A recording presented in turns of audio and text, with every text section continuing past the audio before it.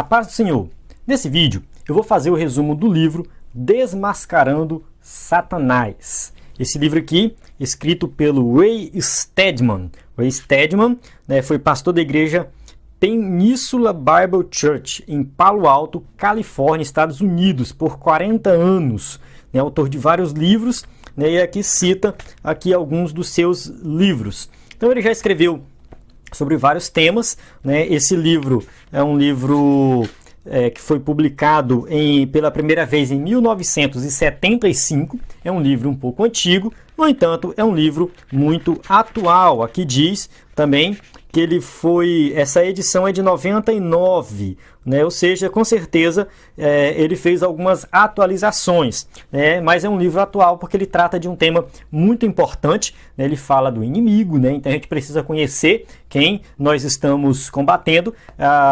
Nessa área a gente tem dois extremos, costumo falar que a gente tem dois extremos, tem aquelas pessoas que ignoram, e tem aquelas pessoas que supervalorizam Satanás. Então a gente tem que ter um equilíbrio aí, a gente não vai ignorar, mas a gente também não vai supervalorizar, mas a gente vai conhecer de acordo com as escrituras. Todo livro que fala sobre Satanás tem que falar também como vencer ele, quais são as armas. E esse livro ele cumpre esse propósito, Então ele vai fazer uma abordagem muito interessante sobre a questão das armas citadas lá em Efésios pelo apóstolo Paulo, Então eu quero que você assista esse vídeo porque essa abordagem eu realmente nunca vi em lugar nenhum, achei bem interessante, vou transmitir aqui no resumo desse livro. É um livro que tem deixa eu ver aqui quantas páginas, 203 páginas, ou seja, passa um pouquinho aí de 200, mas é um livro pequeno, não é um livro muito grande, poucas horas você lê esse livro. Eu prometo que o resumo vai ser rápido, eu não vou fazer capítulo por capítulo para ganhar tempo, mas vou dar uma resumida aqui em alguns capítulos assim, de forma mais geral. Então, nos capítulos de 1 a 4, ele vai falar da batalha espiritual de forma geral, as estratégias de Satanás, a tática dele, Então, ele vai colocar aqui a questão da batalha espiritual, que ela começa quando nós aceitamos Jesus como Salvador. Então ele coloca o seguinte, que quando a pessoa está no mundo, ela já é influenciada por Satanás, Satanás já comanda a vida dela, e ali já era, está lá no mundo, Satanás já é dele, entende? Já é dele, ele nem se preocupa, já é dele. Agora, quando a pessoa se converte, ele perdeu. Aí começa a guerra, aí começa a batalha. E aí ele vai colocar algo aí que realmente o cristão ele acha que as coisas... tem gente que pensa assim, vou aceitar Jesus e tudo vai ser as mil maravilhas. Então ele coloca assim, mas a conversão é só o início da batalha. Logo o novo cristão se conscientiza das forças malignas que trabalham para destruí-lo. Ou seja, se em sua nova vida ele não for além do que crê, que seus pecados estão perdoados, permanecerá preso a esses pecados, vivendo a vida de frustração e conflito.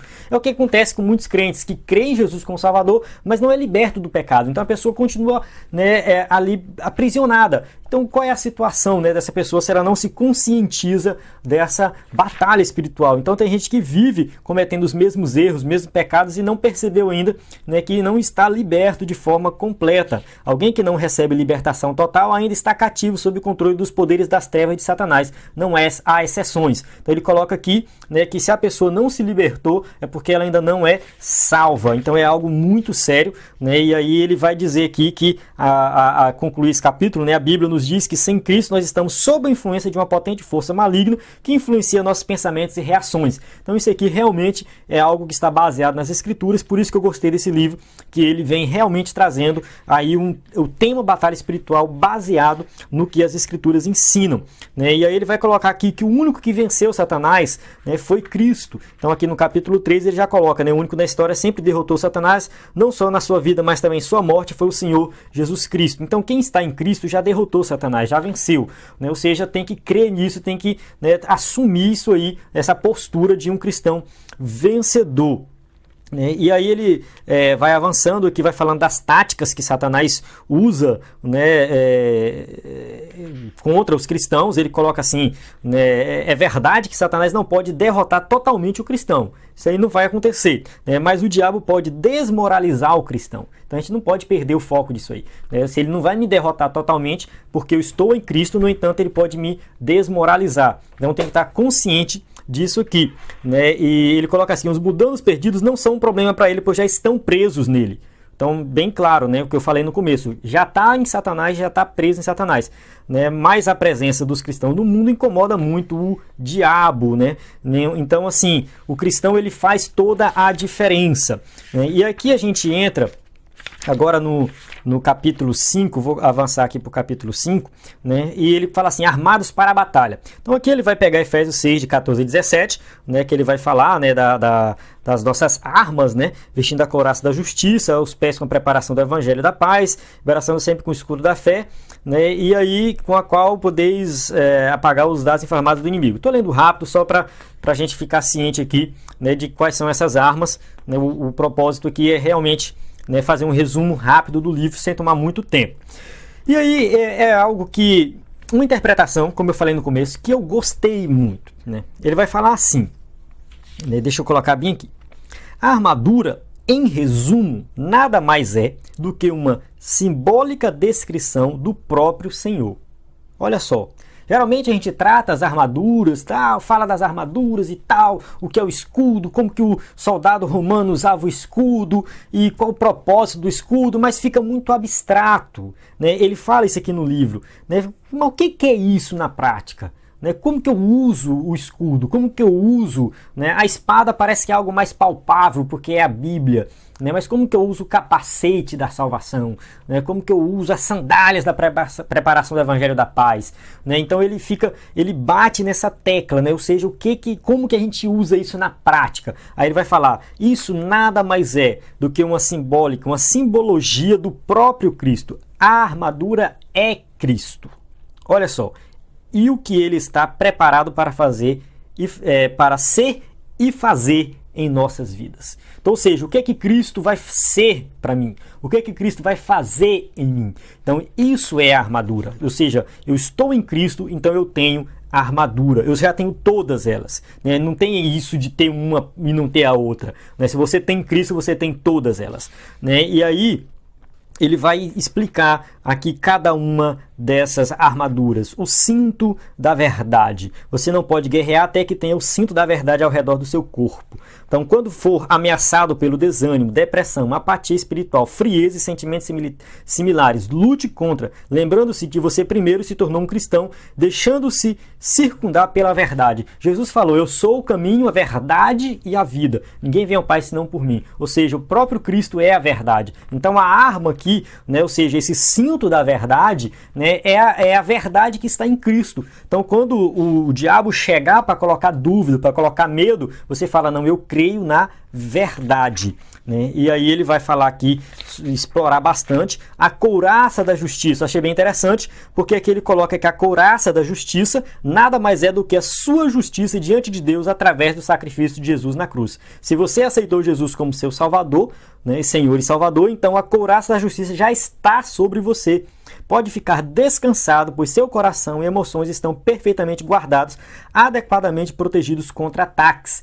O que ele coloca aqui é que, quando nós cremos em Jesus como Salvador, nós já temos a couraça da justiça, que é Jesus, é a justificação. Ele faz o link aí com a justificação, ou seja, nós somos justificados, nossos pecados foram perdoados e o inimigo não pode mais nos acusar de nenhum pecado. Você está acreditando numa mentira, se acha que Deus está zangado com você e que ele o rejeita, né? Ou seja, você está pensando nisso, aí ele vai e cita Romanos 8, 35 e 36, né? Quem tentará acusação contra os eleitos de Deus? É Deus quem o justifica. Quem o condenará? É Cristo quem morreu, né? Ou seja, ele vai colocar aqui, ele vai explicar que não há condenação, é o que o apóstolo Paulo vai falar, né? Ou seja, né, que é a passagem de Romanos, né? Então, ou seja, se você está em Cristo, justificado do pecado, o inimigo não vai te acusar de nada, né? Ou seja, o que eu sou é o que Cristo fez de mim. Eu não me apresento com minha própria justiça, mas na sua. Sou aceito pela graça e minha situação pessoal não faz diferença alguma.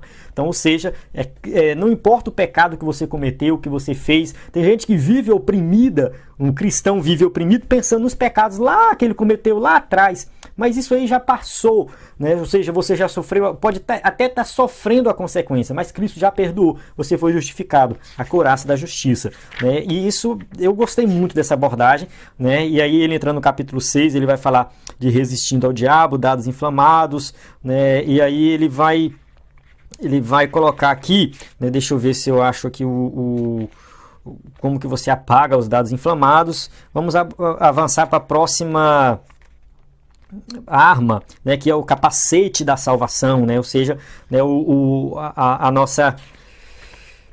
Continuando aqui, deixa eu ver se eu não pulei nada, mas é justamente isso, né? Mais uma vez aqui no capítulo 7 ele vai reforçar, ó, a ideia da armadura é uma analogia ou metáfora para explicar em termos figurados a verdade de quem é Jesus em nossas vidas e o que ele quer realizar através de nossas vidas. Então, mais uma vez, né, a armadura é justamente isso, Jesus na nossa vida. Nunca devemos esquecer disso aqui. Então, o capacete da salvação. Descobriremos que o capacete da salvação representa algo que Cristo está fazendo em e através de nós no mundo. O capacete pode manter nosso pensamento em ordem, preservar-nos da confusão mental e da escuridão.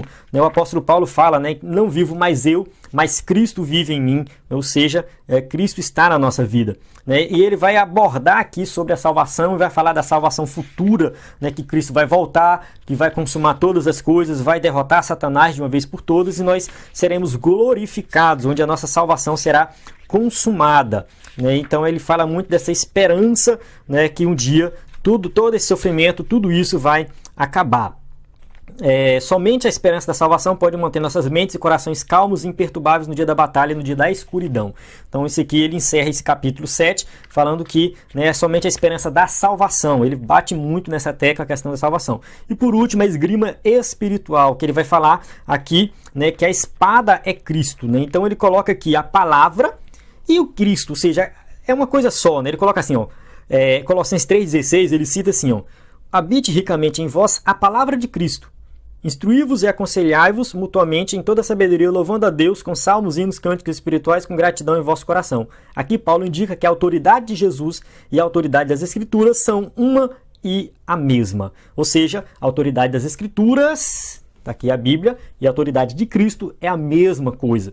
Então a gente que lê as Escrituras, nós estamos lendo a palavra de Deus, a palavra de Cristo, né? A autoridade das Escrituras é a autoridade de Jesus Cristo. Então isso é a espada do Espírito, ou seja, a espada é quando nós vamos nos defender dos ataques do inimigo e nós vamos atacar, né? Ou seja, não somente defender, ela serve para defender, mas ela serve também para atacar. Ó. Como uma espada, a palavra é útil para defesa e ataque. Na verdade, é a única parte da armadura de Deus que pode ser usada para o ataque, né? As outras é só defesa. A espada pode ser usada para ataque, né? Então, a intenção de Satanás, muitas vezes, é nos manter longe da Bíblia. A gente não tem tempo para ler, correria, cansaço, e acaba não lendo as Escrituras, né? E aí, essa é a intenção dele. Essa é a sua principal estratégia, porque ele sabe que quem lê a Bíblia vence. Sabe que quem lê a Bíblia tem conhecimento, né? Jesus venceu Satanás como? Pelo conhecimento das Escrituras. Satanás foi tentando ele com a Bíblia, mas Jesus conhecia,